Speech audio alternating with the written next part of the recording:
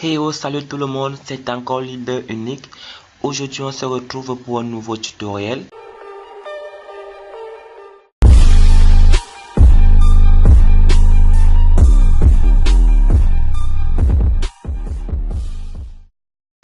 Donc, nous allons d'abord commencer par présenter l'interface de GNS3. Pour ceux qui n'ont jamais entendu parler de GNS3, GNS3 est un simulateur réseau, est un outil qui vous permet de simuler votre réseau et c'est un outil qui se rapproche un peu plus du réel, contrairement à Packet Tracer. Alors GNS3, la version que j'ai, c'est la version 1.3. Vous en trouverez certainement la version 1.4, la plus récente. Et là, aujourd'hui, nous allons travailler à version 1.3. Une fois l'avoir téléchargé et installé, nous allons l'exécuter. Ici, bien sûr, il faut entrer le nom que vous voulez. Moi, je vais entrer Leader Unique. Une fois que vous avez entré le nom de votre projet, cela se marque ici au-dessus, comme vous le voyez.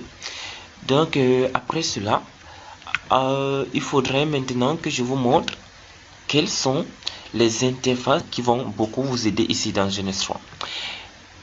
Et pour vous qui regardez l'interface de GNS3 pour la première fois, ici, nous avons cette icône d'appareil photo ici. Ça ne va pas être trop utile pour nous, sauf si vous voulez faire bien sûr les screenshots, parce que déjà GNS3, lorsque vous avez mis votre architecture sur GNS3, le screenshot est fait de manière automatique. Je vais vous montrer. Alors ici c'est pour zoomer, dézoomer en fait, et là c'est pour zoomer. Ça c'est tout simplement pour faire des cercles, mettre des couleurs, des trucs comme ça. Et là c'est pour apporter des notes. Nous allons essayer de voir comment cela fonctionne. Et ici, comme vous voyez, ça c'est pour faire un retour en arrière. Lorsqu'on a fait une erreur comme ça, il faudrait faire un retour. Et là, ça c'est quand peut-être nous avons démarré des routeurs ou des machines et que nous voulons les éteindre en même temps.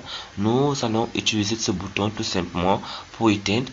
Et là, c'est pour mettre toute notre architecture justement en pause.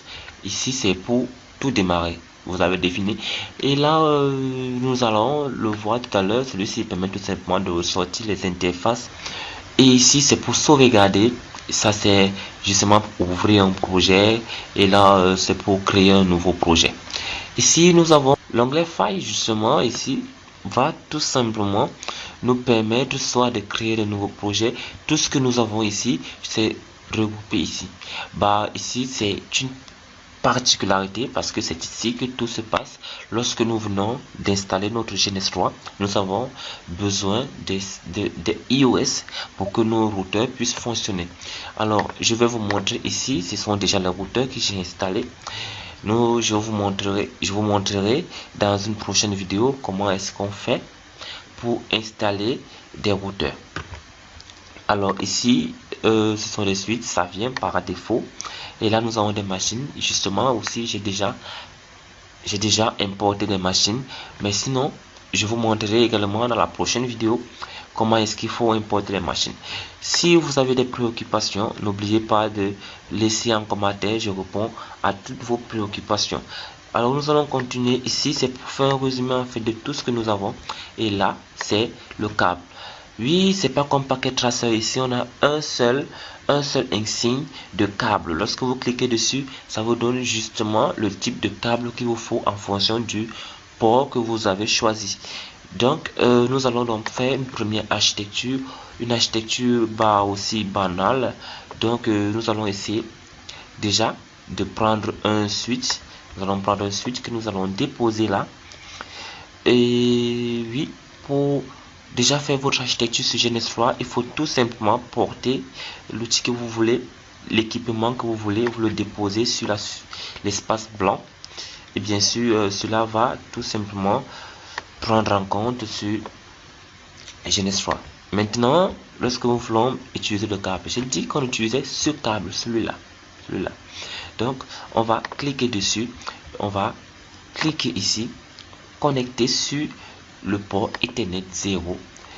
On vient sur le switch, on connecte sur le port 1 et la connexion est établie. ici sur le port 2 et la connexion est établie. Bah, qu'est-ce qui se passe?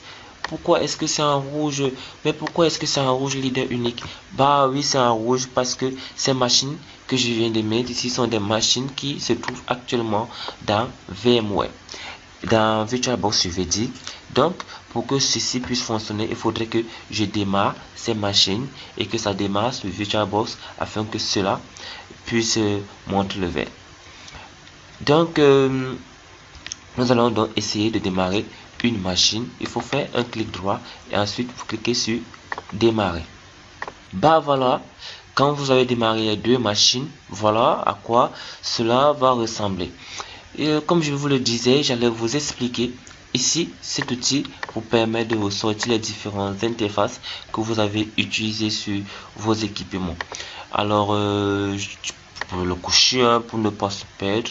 Et ici, ça c'est pour prendre des notes. Je peux dessiner que ma machine client LAN 2 aura pour adresse IP 192.168.10.1 et ici je vais donner une adresse par exemple 192.168.10.2. donc voilà un peu à quoi GNS3 peut vous servir et comme ça vous pourrez faire communiquer vos machines. Alors n'oubliez pas de liker et de cliquer sur le bouton rouge tout simplement pour vous abonner.